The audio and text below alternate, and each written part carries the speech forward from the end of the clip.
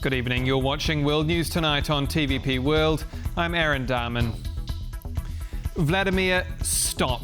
That's US President Donald Trump's blunt message to the Russian leader as he maintains he still has Putin's ear and says an overnight onslaught of Russian strikes on Kyiv was unnecessary. More on that in just a moment, but first, the latest headlines. Reports the US could lift sanctions on Russia in exchange for a peace deal with Ukraine. Victims of the Holocaust are remembered at Auschwitz. And inside the failed attempt to arrest the pro-Russian president of Bosnia and Herzegovina's Republika Srpska. Russia has launched a deadly assault on Kyiv, killing at least a dozen people and injuring many more, including children and a pregnant woman. The early morning attack is being regarded as one of the most devastating airstrikes against Ukraine in months and even drew a rare rebuke by President Trump of Vladimir Putin. Our correspondent Oz Chatterjee is on the ground in Kyiv tonight and joins us now. Good evening, Oz. How has this attack and the fallout played out? Well, it was quite a shocking sight. The first time I've been in Ukraine and I was reporting on the scene of one of these strikes, and people were coming up to us and they wanted to talk to us in Ukrainian about Trump. They were very angry. They wanted messages to be sent to Donald Trump. 12 people killed in these attacks that hit across Ukraine. The Ukrainian government saying more than 200 aerial targets were fired at Ukraine, many targeting the capital city of Kyiv. It was a really rough night, explosions happening all across the city, taking place from around 1 a.m. The worst hit area was the Sviatozhinsky district, and we were there earlier on. TVP spoke exclusively to Vitaly Klitschko, the mayor of Kyiv, and asked him if he had a message to send to Donald Trump looking at these scenes of these attacks on Kyiv. Let's take a listen to what he had to say. The United States is critically important. The support of the United States is very important to bring the peace back to Ukraine. Russians never understand weak position. We have to be strong. We have to be united. Together we are time stronger, and that's why Ukraine needs support of the United States to bring the peace back to our homeland. But this peace, we have to make pressure to the Russia. Russians understand just the power. That's why we have to be strong. And together with the United States, Ukraine will be time stronger. And following that, when Donald Trump woke up, there was a statement early in the morning in America posted to Truth Social. Let's take a look at what Donald Trump said in the immediate aftermath of this attack. I am not happy with the Russian strikes on Kyiv. Not necessary and very bad timing. Vladimir, stop. 5,000 soldiers a week are dying. Let's get the peace deal done. Now, despite these words from Donald Trump and despite these horrific actions by Vladimir Putin in the early hours of this morning, let's take a listen to what Trump said later on in the day about what he views as Putin's desire for peace. We are thinking that very strongly that they both want peace, but they have to get to the table. We're waiting a long time. They have to get them to the table, and I think we're going to get peace. We want to save 5,000 young people. I used to say 2,500. I now say 5,000. We have, Mr. Prime Minister, we have about 5,000 young people a week that are dying in that ridiculous war. And, I started out because I didn't like all the money that we were paying, and then I realized how many people were dying. And that's by far the more important element right now. I'm saying we can save thousands of people. And I don't like that it takes long at all, but I think they both want to make peace. I do believe so. There's a lot of hatred there. There's a lot of very bad blood, a lot of distrust. But I think I hope we're going to get there for the sake of a lot of young people that are dying. So more words there from the White House that seem divorced from the reality on the ground here. And while these talks continue to stall, it must be said that while they are ongoing, they are definitely stalling. Ukrainian civilians are continuing to be killed here by Russian airstrikes day in, day out across the country. Our correspondent Oz Chatterjee in Kyiv, thank you and stay safe. And staying with Ukraine now, Polish President Andrzej Duda says the war-torn country will need to make concessions to reach a deal with Russia, and that the US is the only power capable of bringing peace. At the same time, NATO Secretary-General Mark Rutte is in Washington as concerns grow over America turning away from the alliance. Kazimierz Słyszak reports. In spite of Russia's brutal attacks on civilians, US President Donald Trump is still certain of his peace-brokering prowess. President Trump, sir, today you told Vladimir Putin to stop with the attacks. Do you think he'll listen to you? Do you think there's still... But as he walked inside the White House with his guest, the Prime Minister of Norway, the peace talks on Ukraine remained at an impasse. Polish President Andrzej Duda has thrown his hat into the ring by stating that Ukraine will need to agree to some concessions either way. Ukraine will also have to step down in some sense, because that's what will probably happen. To what extent, it's difficult for me to answer at this stage. Today my conclusion is absolutely unequivocal. There's no one outside the United States who can stop Russian President Vladimir Putin. But the latest proposal from US President Donald Trump reportedly involved Ukraine recognizing Crimea as legitimate Russian land, an agreement which would violate the Ukrainian constitution and could never be accepted by both President Zelensky and the Ukrainian people. The Ukrainian leader has refused to even entertain the thought. Instead, he's pointing out who is actually refusing the ceasefire. It has been 44 days since Ukraine agreed to a full ceasefire and a halt to strikes. This was a proposal from the United States. And it has been 44 days of Russia continuing to kill our people and evading tough pressure and accountability for its actions. The Polish president's comments on Ukraine's concessions are echoing President Trump's rather blunt approach towards Kyiv. The European Union has a different attitude, as shown by Ursula von der Leyen during her Thursday meeting with British Prime Minister Keir Starmer in London. We also have emphasized all the time how important it is that Ukraine's sovereignty and territorial integrity is non-negotiable. Yeah. That view is also shared by the Polish government, led by Prime Minister Donald Tusk.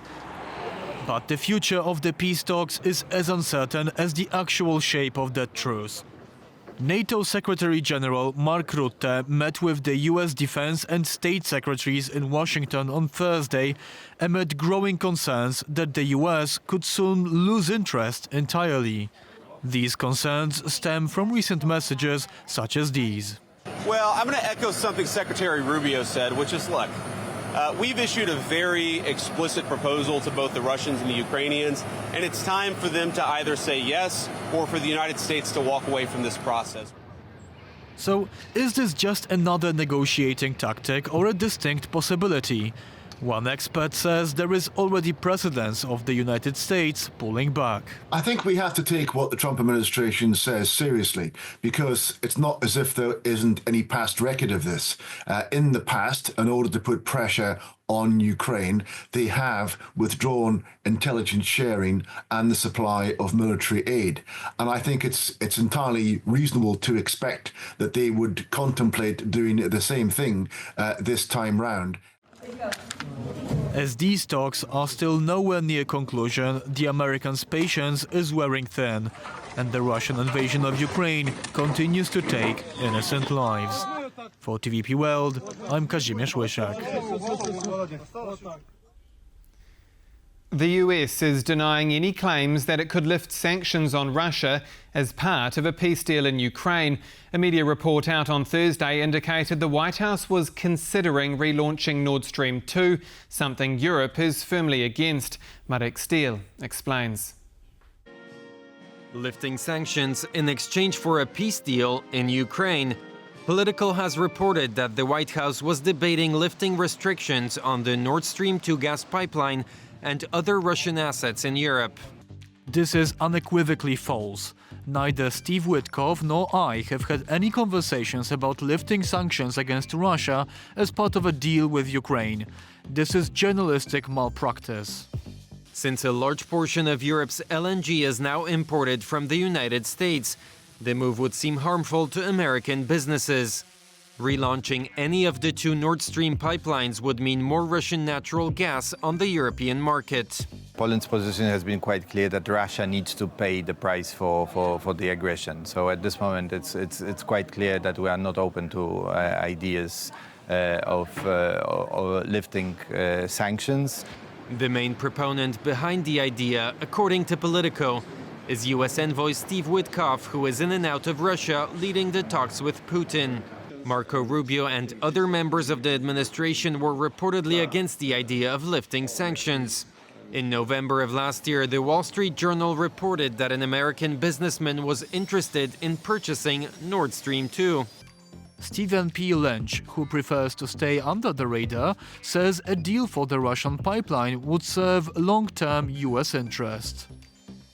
A person who's familiar with how business is done in Russia was the guest of the latest episode of TVP World's On the Record. Bill Browder has accused the Russian state of killing his lawyer and threatening him and his relatives. It's a complete, lawless, dangerous, physically dangerous, financially dangerous country. It's an insanity to do business in Russia. It amazes me that these guys are running around touting this as a good idea. In 2019, towards the end of his first term as president, Donald Trump imposed sanctions on entities that were in charge of finishing the construction of Nord Stream 2. Joe Biden lifted them and subsequently reintroduced them after the launch of the full-scale Russian invasion of Ukraine in 2022. The pipeline was never officially opened and was damaged in an attack in September of 2022. But one of its threads could be operational if sanctions were lifted. The sanctions are not a problem of America only. There's a world problem. And I think that US can withdraw sanctions. But it will be a question for Europe, how to behave, yes. Just to follow Americans or to protect sanctions for Russia. Over the past 3 years, Europe has made an enormous effort to wean itself off of Russian energy supplies. Reversing this policy is not something the old continent is keen on doing. Nord Stream is history and it will not be repeated. Nord Stream was a mistake and we should have listened more carefully and at an earlier stage to our friends and partners in Eastern Europe. For TVP World, I'm Marek Steele. Exhumation work has begun on Polish victims killed in 1945 by Ukrainian nationalists. According to various sources, between 50 and 120 Poles were murdered in the western Ukrainian village of Pushniki. Warsaw has long demanded permission to begin the exhumation process, and the agreement reached with Kyiv back in November last year was seen as a positive step forward in Polish-Ukrainian relations. Our correspondent Don Arleth reports. We're here in the old Polish town of Pushniki, which is in current-day western Ukraine, and the exhumation works that have been agreed upon have begun. A team of Ukrainians working together with experts from the Medical University of Szczecin have assembled and begun the preparation works, at least, to carry out these exhumations that should take about 3 weeks. Of course, a lot of things depend on how long it will take. Therefore, we don't know exactly how long that will be, but the work has begun in earnest and they are getting ready to do their job here. Now, just for a bit of context, here in this old Polish village, which had a wartime population of around 1,000 people, they're expecting to find maybe 70, maybe 60, maybe 80 bodies that were buried in this mass grave. Now, it's being alleged historically that it was the Ukrainian Liberation Army, as the Nazis were fleeing and on the retreat at the end of World War II in February of 1945, that fled this village, and it was that same Ukrainian Liberation Army that brutally massacred the residents here. And, well, we'll find out exactly how many people that was and some more details once all of these exhumation works are carried out. We spoke with the Professor Osowski, who is in charge of the medical team that's doing the DNA and the exhumations here from the Polish side, and he told us a little bit about the work that they're carrying out.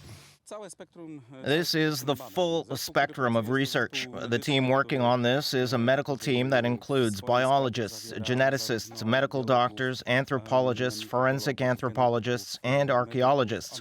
So it's a comprehensive team that will handle the entire range of analysis we're capable of performing today in the 21st century.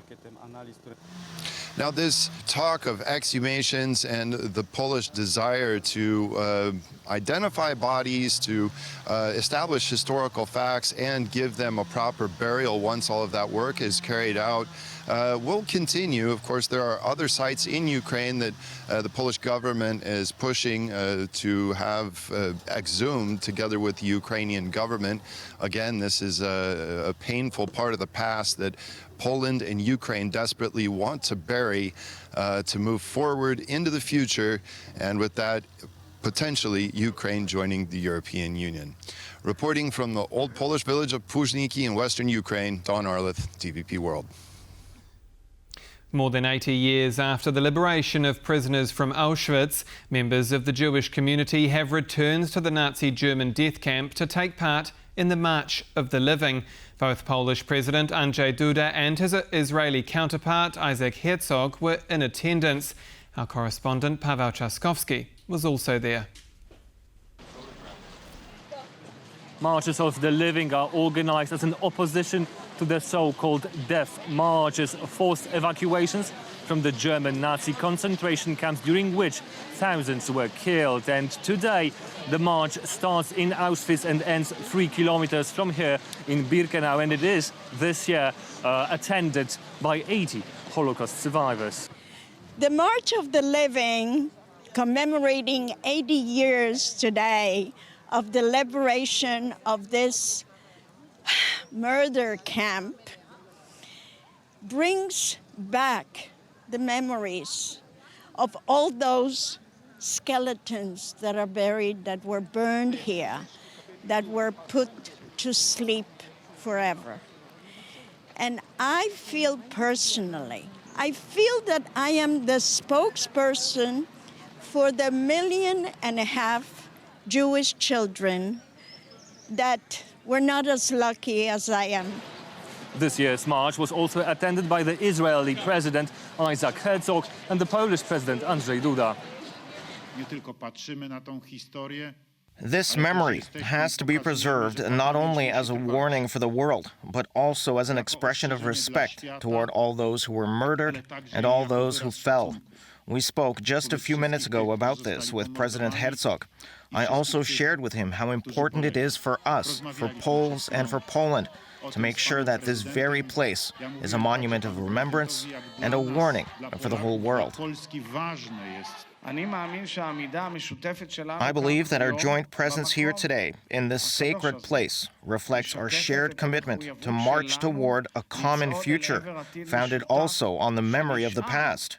Renewing the Israeli-Polish youth delegations is an important step in that direction, as it embodies both the imperative to memorialize the Holocaust and pass its memory on to future generations, and the aspiration to deepen the partnership and brotherhood between our peoples and to build a shared future together. Today's march was held for the 37th time in history. On the year, the 80th anniversary of concentration camps' liberation is being commemorated. For TVP World, I'm Paweł Trzaskowski. Police in Bosnia and Herzegovina say they've been prevented from arresting Bosnian Serb leader Milorad Dodik by his own armed forces. Dodik, who is president of the Republika Srpska region, is wanted for attacking the constitutional order, but has been on the run under the protection of the region's own police service. Susanna Jurek has more.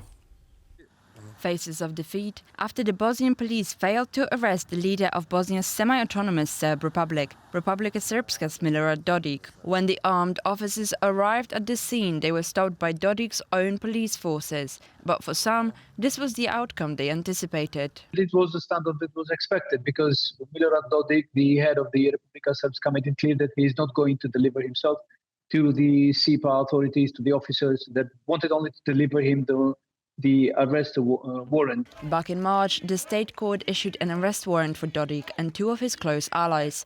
sentencing him to 1 year in prison and prohibiting him from exercising the office of President of the Republika Srpska for a period of 6 years from the date of the finality of the verdict. He was charged with defying the rulings by the international envoy Christian Schmidt, responsible for overseeing the implementation of the 1995 Dayton Agreement, meant to prevent multi-ethnic Bosnia from slipping back into conflict. His actions constituted a violation of the state's security structures, notably impairing the operations of the State Investigation and Protection Agency. Consequently, the situation became a broader attack on the state's security architecture. Additionally, Dodik's sentencing also reflects, at least in part, broader legal challenges. This year it's been 30 years since this peace agreement that also made the constitution of new country was established. I think for more than 20 years there has been a growing realization that Bosnia is at impasse constitutionally. However, it's not just governmental arrangements which are an issue for the Western Balkan country.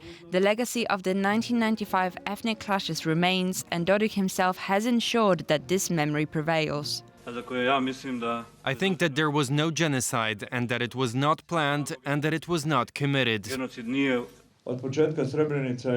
story of Srebrenica presented by Muslims and international actors was a false constructed thing.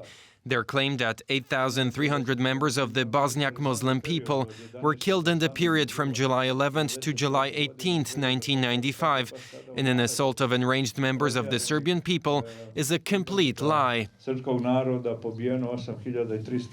Experts remain cautiously optimistic, hoping that for now, these are just words. Behind High Commissioner Schmidt, there is also the police authority, there is the authority of the government of the Federation. There are also international police force, international actors. He has proven very often to be a politician that declares only what he wants to do, but never does it, never delivers it. That is his modus operandi. But with the memory of the conflicts of not so distant past, the world is watching Dodik's maneuvers tentatively. For TVP World, Zuzanna Jurek.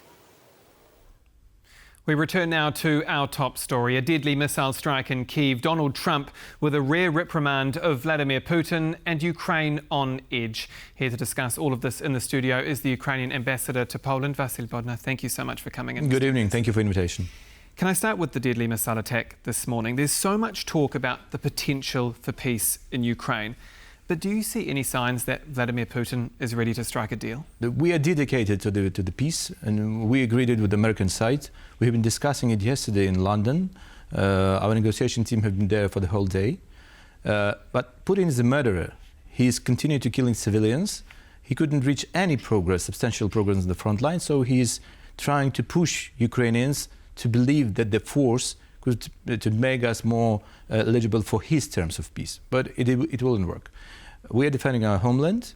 We are resilient enough to keep their forces out of Ukraine, and we will not agree on the conditions they are trying to impose on us. But we are ready to cooperate with the American side, with the administration of President Trump, and we believe that we could reach considerable progress in the talks, and that the American side will push also Russians for the peace deal, or at least ceasefire.